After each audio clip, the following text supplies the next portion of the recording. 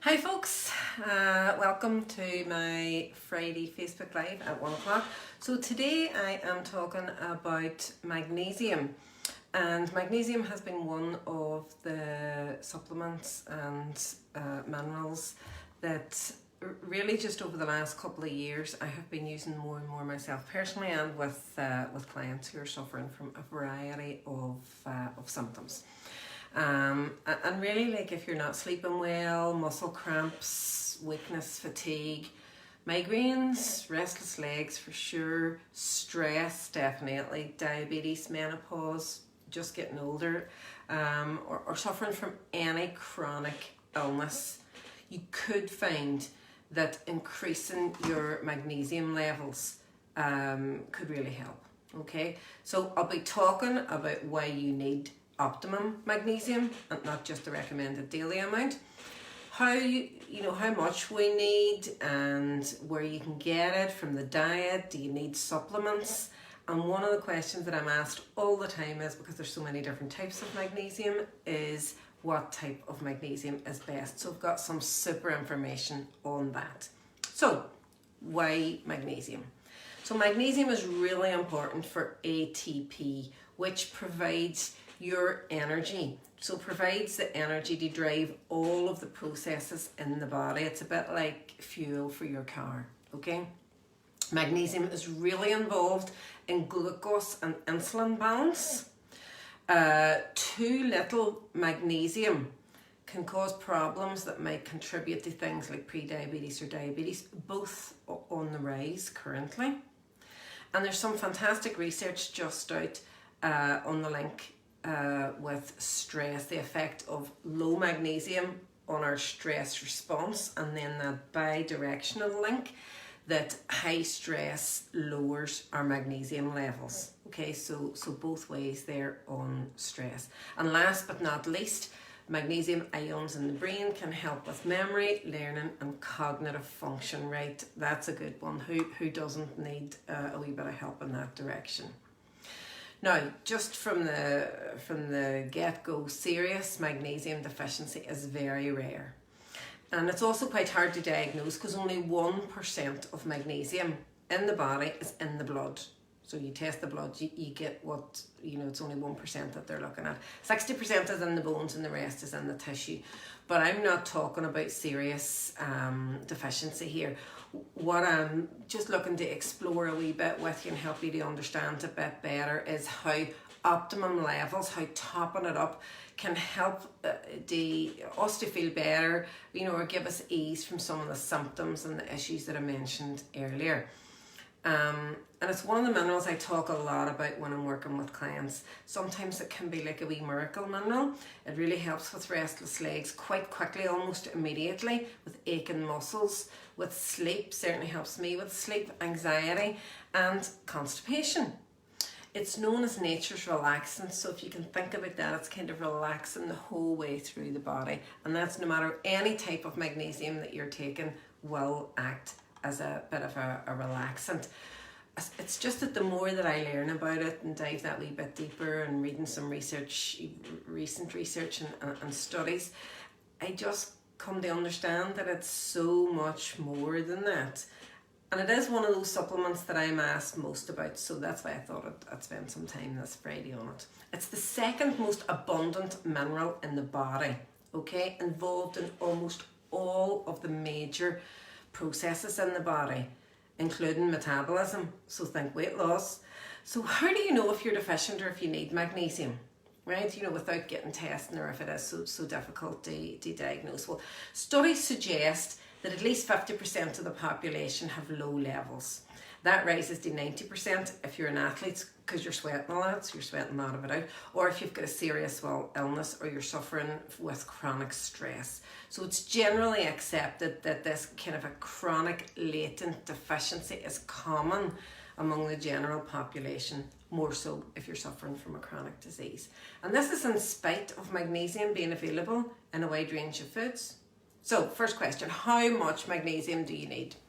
The recommended daily amount in the UK for women is 270 milligrams, but the RDA is not really helpful in terms of achieving optimal health. it's widely accepted that around about 400 milligrams is closer. Now, just a wee note here. If you are taking a supplement, it's likely that you're only actually absorbing about 40% of that. So for every 100 milligrams you're taking, you're absorbing about 40%. Less if your gut health is not optimized. The same principle applies for the absorption of nutrients from our dietary intake. You need good gut health in order to maximize the absorption there. But back to magnesium. Okay, so many factors can affect magnesium balance. So if you had a diet that was high in sodium, think takeaways, Chinese, anything like that, processed foods, a diet that was very high in calcium or protein, the overconsumption of caffeine, a high sugar diet, and overconsumption of alcohol can all affect magnesium levels. The use of certain medicines such as like diuretics and proton pump inhibitors, antibiotics, can all cause lower magnesium retention. And even in healthy individuals, things like pregnancy, menopause or aging are associated with changes in the need for magnesium. Okay, so I'm kind of making the case here for most of us needing a wee bit of help with magnesium. And then conditions that affect the absorption or the excretion of any nutrients also affect magnesium, like diabetes, kidney impairment and stress. And I just happened to have this past few weeks clients working through those conditions, so it's really relevant. So do we need to supplement, or can we get enough magnesium from our diet? I'm often asked this. Studies have shown that our dietary intake of magnesium in Europe is consistently falling. We're kind of up against poor soil quality and lack of diversity in our diet. Now, if your diet is tip top, you're not stressed, no illness, sleeping well, no obvious symptoms, good gut health, good digestion and elimination, I'd say you probably can get your magnesium from your diet if your diet is tip top. But for most of us, from time to time, we're either stressed, currently COVID, 2020, 2021, all these restrictions, not sleeping, getting a bit older, going through menopause, diet not great 100% of the time, then supplements can help, okay? But let's look at diet. It can be hard, as you've heard there, just to get enough magnesium from diet alone. But let's give it a go. Okay, so this is where we would get the magnesium in the diet. Green leafy vegetables such as your spinach, your legumes would be good. Nuts and seeds, whole grains, all good sources. In general, foods that are containing high dietary fibre will give you a good boost of magnesium. And you'll find that magnesium is often added to some breakfast cereals and some other fortified foods. But then on the other hand, some types of food processing can reduce magnesium levels. So let's look at a couple of foods kind of from high to low in terms of magnesium content. Pumpkin seeds are fantastic. You're going to get 156 milligrams per ounce of pumpkin seeds. Chia seeds are good. Almonds, I said, spinach, cashew nuts, peanuts. Black beans, really good source if you're firing some black beans into your salad, or I'm going to be making black bean burgers either tonight or tomorrow night. Kidney beans, salmon, avocado, good source. An avocado, you're getting 22 milligrams per half a cup. Chicken, good. Broccoli, carrot. There's loads of good, healthful foods that you will be getting plenty of magnesium from. And say if I was working with a client who wanted to really up their magnesium content from their diet, I would be using my Nutritics software just to make sure that they're getting those tip-top levels every day. So supplements. I am often asked, what's the best magnesium? Because there's all different types. So this is a real interesting bit of it. This is when we get down into the detail of it, right? It's all magnesium, so no matter what magnesium you buy, given that you're going to buy a good quality magnesium, don't be going to the supermarket and just picking one off the shelf there. It's all magnesium, right? But it's the second word at the end of the magnesium. Like there'll be words like threonate or citrate or glycinate. That's the bonus. So you're getting the magnesium, you're getting the benefits of the magnesium, and it's the second word is giving you the bonus benefit, okay? So let's look at some specifically. So something like glycinate.